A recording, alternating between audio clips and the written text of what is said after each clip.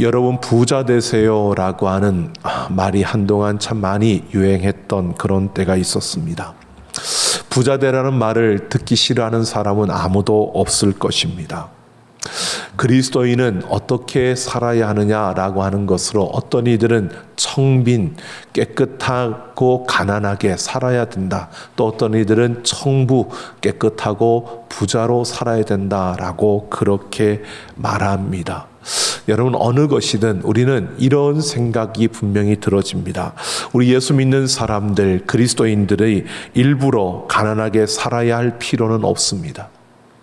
뿐만 아니라 그렇다 할지라도 세상 사람처럼 부자로 살아야만 할 그런 필요도 없는 것입니다. 우리는 어떤 형편에 처하든 자족할 수 있는 그러한 삶을 살아가는 것이 그리스도인의 그 걸음입니다. 정말 중요한 것은요, 여러분 우리가 부자가 되는데 참된 부자, 진정한 부자가 되는 것이 중요합니다. 그것은 겉으로 드러난 재산의 많고 적음에 있는 것이 아닙니다. 세상은 흔히 이 소유의 많고 적음에 따라 우리가 부와 가난을 그렇게 생각하는 그 기준을 가지고 이야기하기 때문에, 그래서 부요함, 부자라는 것은 많이 가지는 것이라고 생각을 합니다. 그래서 더 많이 가지려고 경쟁하고 더 많이 가지려고 싸우고 더 많이 가지려고 다투는 것을 보게 됩니다. 하지만 오늘 믿음의 거장인 바울은요, 우리에게 또 다른 참된 그 의미의 부요함을 말해주고 있습니다. 오늘 바울이 고린도 교회 교인들을 향해서 쓰고 있는 이 편지 가운데 바울이 말하는 그 부요함, 그 참된 부는 무엇인가 라고 하는 것을 우리가 함께 살펴보면서 세상과 다른 그런 참된 부요함은 무엇이고, 또 우리가 이런 부요함을 누리는 그런 사람이 되려면 오늘 우리는 어떻게 해야 될 것인가를 함께 생각해 보려고 합니다. 오늘 우리 함께 읽은 1절 말씀을 보면 바울은 우리가 하나님과 함께 일하는 자로서라고 이렇게 자신을 하나님의 동력자라고 소개하고 있습니다. 하나님의 동력자라는 것은, 하나님과 함께 일하는 자라는 것은 이런 의미를 가지고 있습니다. 하나님께서 나를 보내셨고 하나님께서 나를 통해서 그 모든 일을 하고 계신다라고 하는 것을 강조하는 것입니다. 이것은 하나님께서 이 천지 만물을 창조하시고 이 모든 만물을 움직여 가시는 그 하나님이신데, 하나님이 친히 이 모든 일을 하시는 것이 아니라 바울과 같은 이 복음의 사역자들 뿐만 아니라 새 언약의 일꾼들을 세우셔서 이 복음을 전하고 하나님의 그 뜻을 이루어 가신다는 것을 말씀하고 있는 것입니다. 그런데 이렇게 우리가 하나님과 함께 일하는 자라고 말하는 이것은요, 바울 자신을만을 이야기하는 것이 아니라 지금 고린도 교인들에게도 이렇게 말하고 있는 겁니다. 하나님께서 너희들을 하나님의 동력자로 세워주셨다는 겁니다. 우리는 하나님의 그 은혜를 입어서 그 은혜 가운데서 하나님의 동력자로, 하나님과 함께 일하는 자로 우리가 세워졌다는 것입니다. 그래서 바울은 고린도 교인들에게 이렇게 말합니다. 하나님의 은혜를 헛되이 받지 말라라고 이렇게 권고하고 있는 것입니다. 여기에서 은혜를 헛되이 받는다라고 하는 것은 이미 받은 은혜를 헛되이 여기지 말라는 것이고, 그 받은 은혜를 헛되게 하지 말라는 것입니다. 즉 고린도 교인들은 이미 하나님의 은혜로 하나님과 함께 일하는 하나님의 동력자들이 되었다는 것입니다. 이 받은 은혜를 헛되게 하지 말라라고 말하는 것은요, 내가 하나님과 함께 일하는 하나님의 동력자로 된 이것을 경홀히 여기지 말라는 것입니다. 이것을 쉽게 여기지 말고, 이것을 가볍게 여기지 말고, 그 하나님의 동력자로서 하나님의 그 역사에 쓰임받는 그 유익함을 우리가 이루고 또 그 유익을 우리가 누려야 한다는 것을 그들에게 말하고 있는 겁니다. 그러니까 은혜를 헛되이 하지 말라라고 하는 것은요, 결국 그들이 하나님의 동력자로 세움을 입었는데, 그 은혜를 입었는데 그것을 쉽게 여겨서 복음의 사역자로 쓰임받는 그 유익함을 잃어버리는 것을 경계하고 있는 것입니다. 그러면서 2절을 보면 바울은 이제 이사야 49장 8절 말씀을 인용해서 내가 은혜 베풀 때에 너에게 듣고 구원의 날에 너를 도왔다라고 말합니다. 여기에서 은혜 베풀 때와 구원의 날은요, 이 이사야 선지자를 통해서 말씀하시는 그 말씀 자체로서 문맥적으로 볼 때는 이스라엘 백성들이 바벨론 포로로 잡혀갔다가 거기에서 회복되는 날을 가리키고 있는 겁니다. 근데 이것은 바로 그들을 구원하는 구원의 날, 그 은혜의 때를 가리키는 거고요. 예수 그리스도로 말미암아 우리에게 주어진, 바로 우리는 예수 그리스도 안에서 이 참된 은혜와 이 회복을 우리는 경험하게 되었습니다. 그러므로 우리는 이렇게 볼 수 있는 겁니다.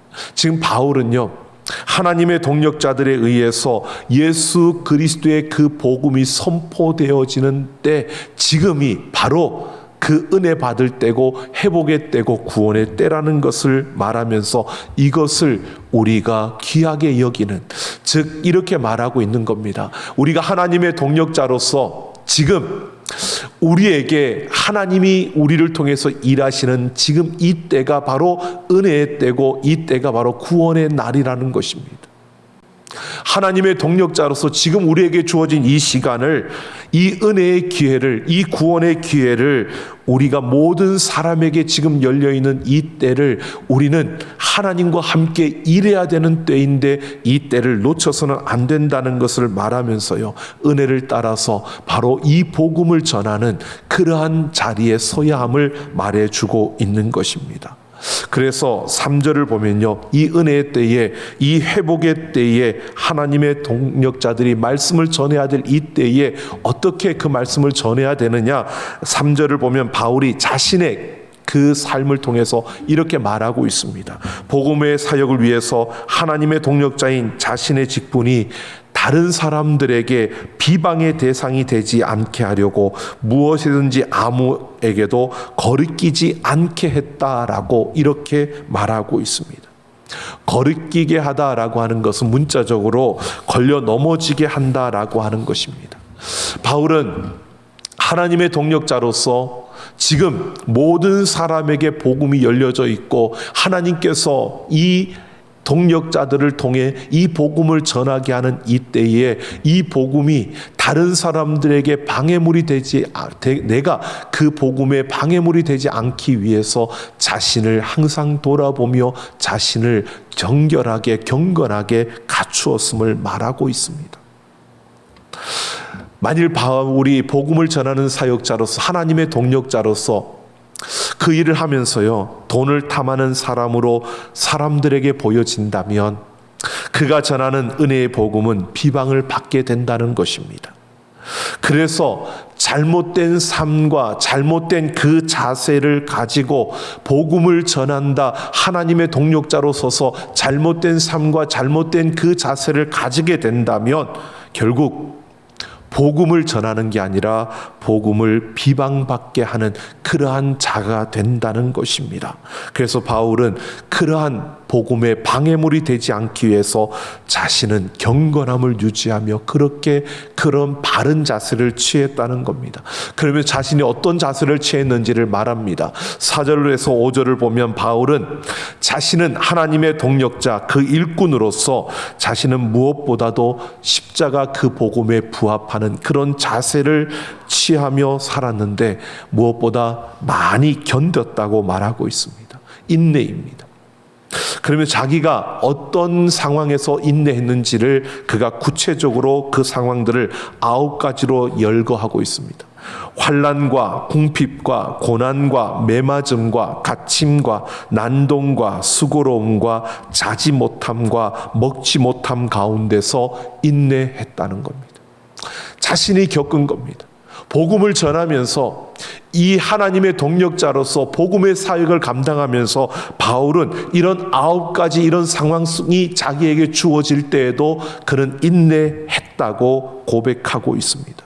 그러면서 이어서 6절을 보면 또 자신이 어떤 자세를 취했는지를 8가지로 더 이렇게 이야기합니다. 모든 일에 자신은 깨끗함으로, 지식으로, 오래 참음으로, 자비함으로, 성령의 감화로, 거짓이 없는 사랑으로, 진리의 말씀으로, 하나님의 능력으로 그는 이 복음의 사역을 감당하는 이런 자세를 가지고 그 길을 걸었노라고 그가 고백하고 있습니다. 그러니까 바울은 이렇게 말하는 겁니다. 하나님의 동력자로서 그는 고난과 핍박 중에도 인내했고 영적인 순결함을 지켰으며 박해자들에 대해서 그가 대항하지 않았고 친절히 대하며 성령 안에서 진실한 그리스도의 사랑을 나타냈다는 것입니다. 하나님의 능력인 바로 이 은혜의 복음을 전하는데 그는 주저하지 않고 그 고난과 그 모든 상황 속에서도 이런 자세로 그는 달려왔다고 말하고 있는 것입니다.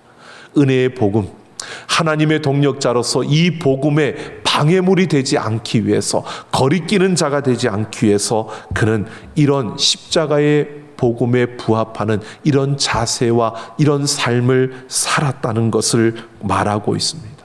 그러면서 8절 하반절부터 바울은 이어서 자신은 어떻게 이 복음의 사역, 하나님의 동력자로서 어떻게 사역을 했는가를 그가 설명을 합니다. 먼저 의의 무기를 좌우에 가지고 라고 합니다. 문자적으로는 오른손과 왼손에 의의 무기들을 가지고 라고 하는 건데, 이것은 우리가 이렇게 표현할 수 있습니다. 오른손에는 공격의 무기인 칼을 들고 왼손에는 방어의 무기인 그 방패를 가졌다. 이것은요, 의의 복음을 가지고 그는 하나님의 동력자로서 불의하고 세상의 어리석은 그 논리들을 막고 그것들과 싸워서 이기는 이 승리의 모습을 말해주고 있습니다. 이렇게 복음으로, 의의 복음을 가지고 그는 승리했다는 것입니다. 뿐만 아니라 바울은 영광과 욕됨 그리고 악한 이름과 아름다운 이름으로 사역했다라고 말합니다. 그가 자신이 그런 자세를 취하고 이 사역을 감당하는데 의의 복음으로 사역하며 승리했다는 겁니다. 뿐만 아니라 그가 이런 영광과 아름다운 이름, 욕됨과 악한 이름으로 사역했다라고 하는 것은요, 때로는 하나님께서 인정하시는 그러한 사도로서 사람들이 인정하고 받아들이며 하나님의 천사와 같은 그런 영광스러운 대접을 받기도 했고, 이 사역을 하면서 때로는 그 사도직을 의심받고 비난받으며 만물의 찌꺼기 같은 그런 대접을 받기도 했다는 것입니다. 바울이 사역을 하면서 이 의의 복음으로 승리를 이루며 사역을 했는데, 이런 걸음 속에서 때로는 하나님의 천사처럼 대접받는 그런 영광스러운 대접도 받았고, 때로는 만물의 찌꺼기처럼 그렇게 취급받는 그런 아픔과 그런 고통도 그에게 있었다는 것을 말하고 있습니다. 그래서 바울이 말하는 것이요, 이렇게 달려왔던, 이런 자세로 이렇게 사역했던 나의 모습을 세상의 가치와 세상의 기준으로 본다면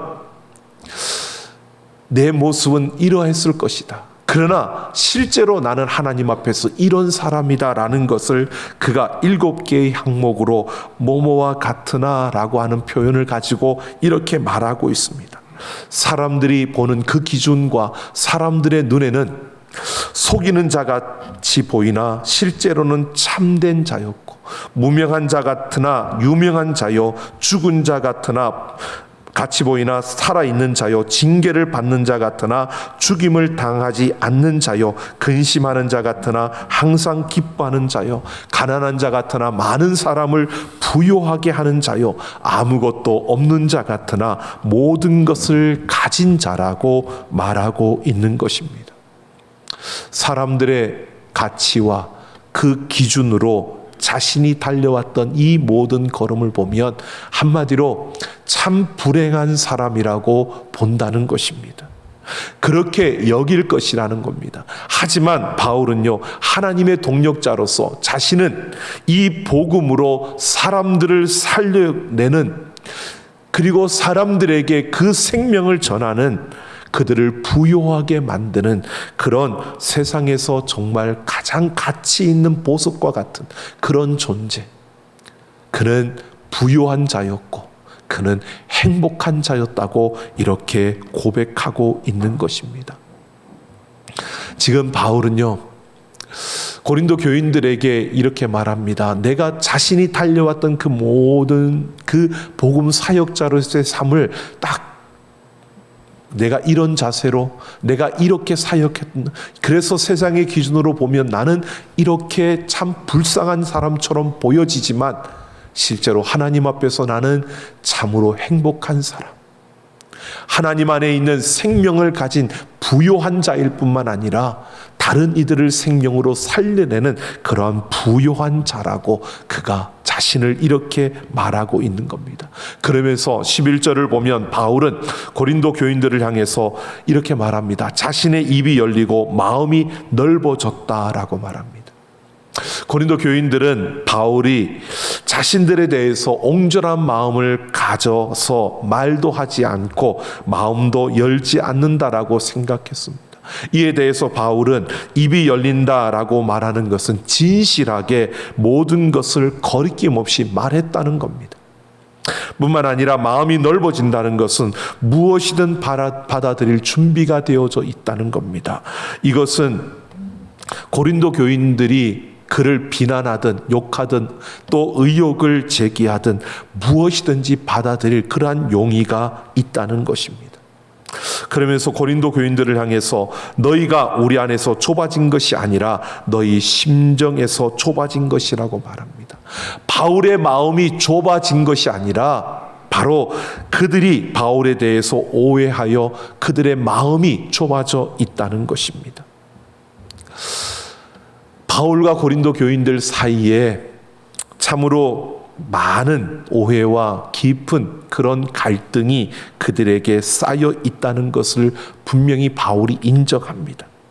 그런데 그것이 바울의 마음이 좁아져서 그런 게 아니라 고린도 교회 교인들 너희들의 마음이 좁아져 있다는 겁니다. 그래서 바울이 이렇게 말합니다. 내가 자녀에게 말하듯 하노니 보답하는 것으로 너희도 마음을 넓히라 라고 말합니다. 바울이 그들을 자식과 같은 마음으로 대한다는 것을 말합니다. 자녀에게 말하듯 한다라고 합니다. 그러니까 그들을 비난하려고 하는 게 아니고 그들을 욕할 생각은 추호도 없다는 것입니다. 자녀를 대하듯이 그들에게 이렇게 대하는데 그들을 바르게 세우기 위해서 그들 안에 일어나는 그런 잘못된 것에 대해서는 따끔한 질책을 하지만 그러나 내가 너희를 욕할 생각도 없고 내가 너희를 비난할 생각도 없다는 겁니다. 하지만 그들의 마음이 좁아져 있기 때문에 바울의 이런 질책을 그들이 받아들이지 못하게 될 것이라는 겁니다. 그래서 바울이 그들을 향하여서 오래 참고 기다렸던 그 바울의 그 모습, 바울이 그들이 오해해도 기다렸던 그러한 것에 대한 보답하는 마음으로 너희도 마음을 넓히라고 이렇게 호소하고 있는 것입니다. 그만큼 바울이 그들을 사랑하고 있다는 것을 고백하고 있는 겁니다. 바울은 지금 고린도 교인들에게 이렇게 말하고 있습니다. 우리는 하나님의 은혜로 하나님의 동력자가 되었다는 겁니다.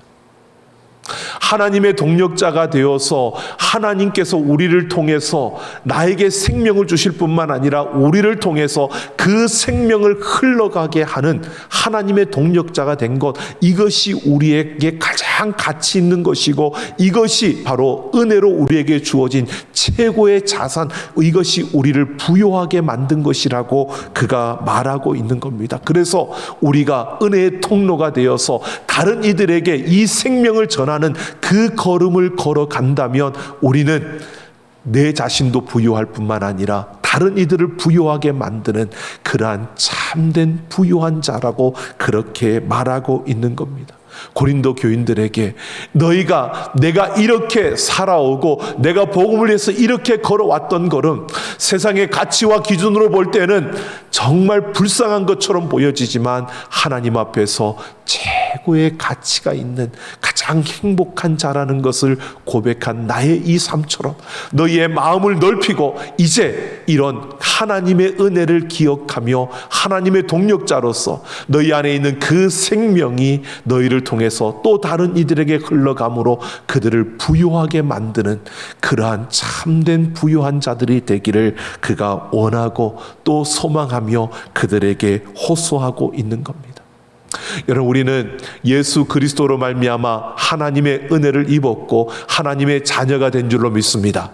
오늘 우리는 바울과 고린도 교인뿐만 아니라 우리 모두가 하나님의 동력자로 부름받았고 세워진 줄로 믿습니다.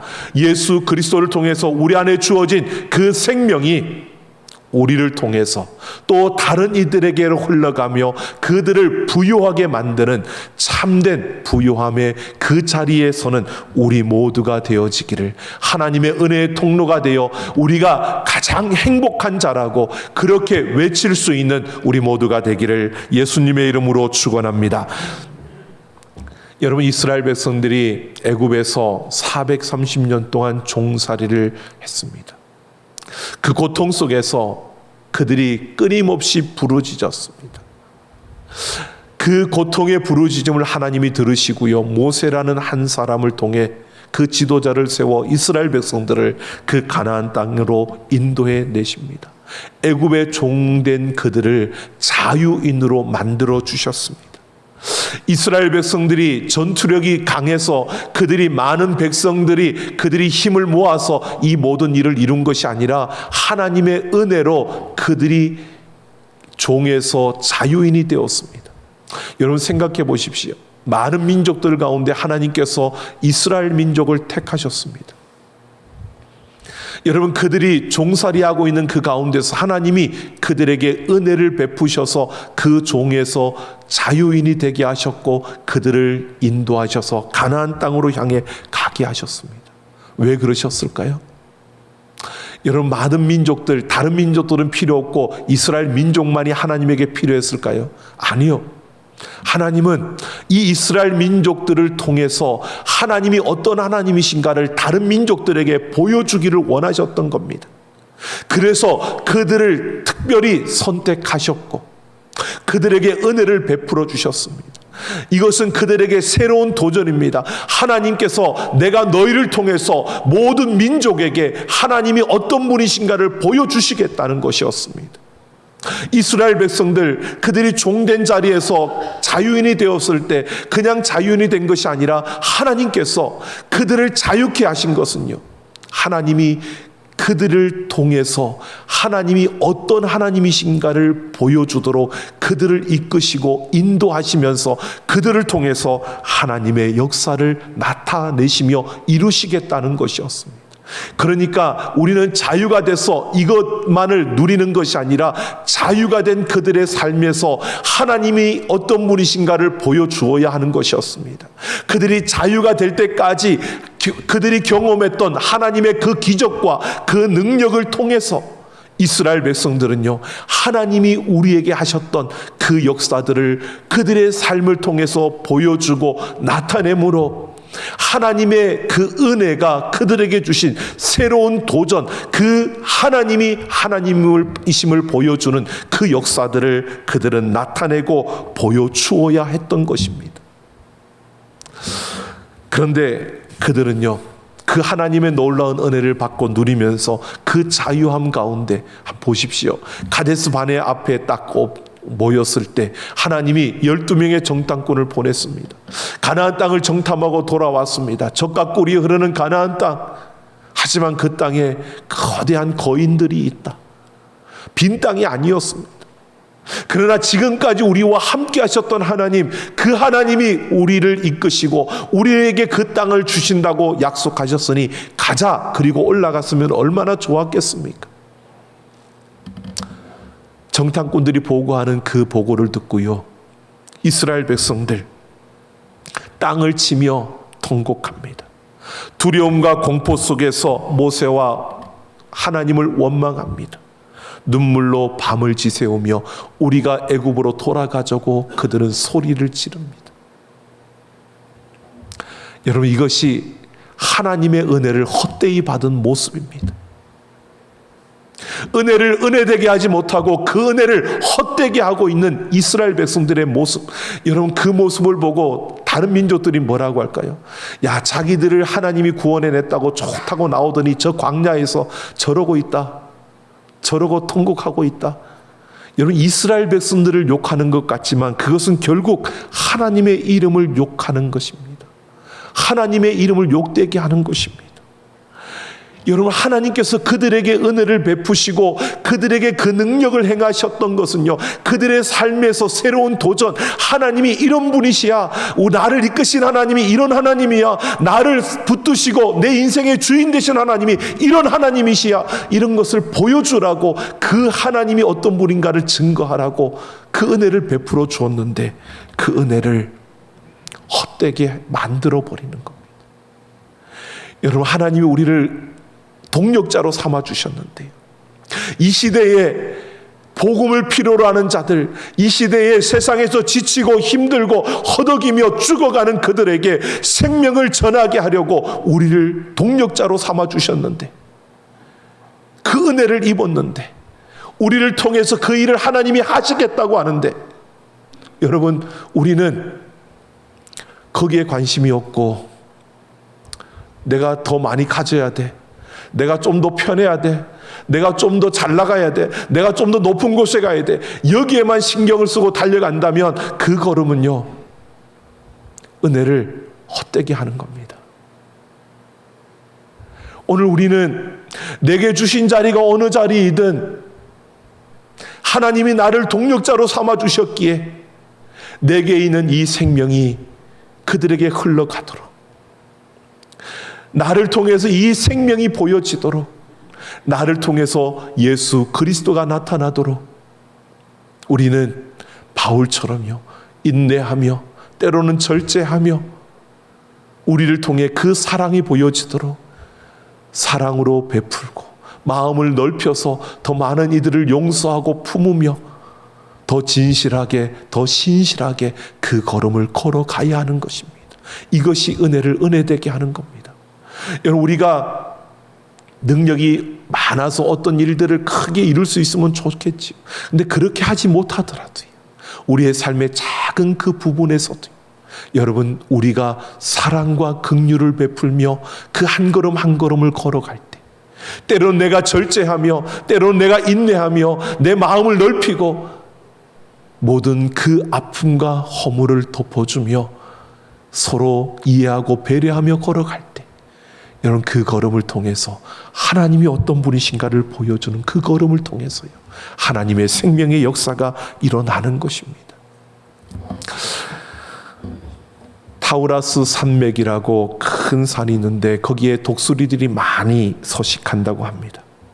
이 산맥을 넘는 두루미들, 독수리들이 그 두루미를 많이 사냥을 하는데, 많은 두루미 가운데서도요, 독수리의 밥이 되는 그러한 경우들을 보면 소리를 내며 날아가는 그 두루미들을 독수리는 그 먹이로 삼는다고 합니다. 원래 두루미는 이런 소리 저런 소리를 내면서 많이 이야기를 하는 그런 습성을 가지고 있답니다. 그런데 비행을 하면서도요, 날아가면서도요, 서로 이야기를 하면서 소리를 내며 지나가다 보니까 독수리가 그 두루미의 소리를 듣고 그것을 공격하는 것입니다. 그런데 그런 가운데서도요, 아주 노련한 그러한 두루미들, 나이가 많은 그런 두루미들은 화를 입지 않는다고 합니다. 그 비결은 그 산맥을 넘기 전에요, 이런 두루미들은 누가 가르쳐 준 것도 아닌데 그런 지혜를 낸답니다. 입에다가 돌을 문답니다. 그리고 비행을 하면 돌을 물었으니까 소리가 나지 않을 것 아닙니까? 그러면 독수리의 그 공격을 피해서 그 산맥을 넘어갈 수 있다고 합니다. 여러분, 우리가 세상에서 너무 익숙해져 있고 세상에 많이 길들여져 있는 우리의 삶 속에서요, 때로는 돌을 물어야 하는 절제함도 필요하고요, 때로는 우리가 가진 것보다 더 많은 우리의 마음을 열어서 우리가 용서해야 될 때도 있고요. 우리가 인내해야 될 때도 있습니다. 여러분, 우리가 이런 지혜, 하나님께서 우리에게 주신 이 동력자라는 하나님의 일을 하는 사람이라는, 하나님과 함께 일하는 자라는 이것을 이루어 가기 위해서는요, 오늘 우리는 이렇게 절제할 수 있는, 인내할 수 있는, 우리가 스스로 자신을 지혜롭게 만들어 갈 수 있는 이러한 모습이 우리에게 필요하다는 겁니다. 그래야 우리는 세상에 잡아먹히지 않고요, 그래야 우리는 무너지지 않고요, 그래야 우리는 넘어지지 않고요, 하나님의 통로가 되어서 내 안에 생명으로 부요하게 될 뿐만 아니라 또 다른 이들에게 이 생명으로 부요하게 만드는 참된 부요함을 우리는 누리며 또 하나님을 기쁘시게 하는 그 걸음을 걸어갈 수 있다는 것입니다. 오늘 우리는 하나님의 동력자라는 사실을 기억하십시오. 이것이 우리를 부요하게 하는, 우리가 부자라는 것을 말해주는 겁니다. 재산 많고 적음 이게 아닙니다. 우리가 조금 가진 것이 없어도 하나님의 동력자로 하나님의 통로가 되어 하나님이 일하시는 것을 우리를 통해서 나타내는 것, 이것이 진정한 부요함입니다. 오늘 우리는 하나님 안에서 이 동력자임을 기억하고요, 은혜의 통로가 되어 내가 생명을 누릴 뿐만 아니라 더 많은 이들을 살려내는 그러한 우리 모두가 되기를 예수님의 이름으로 축원합니다. 함께 찬양하겠습니다.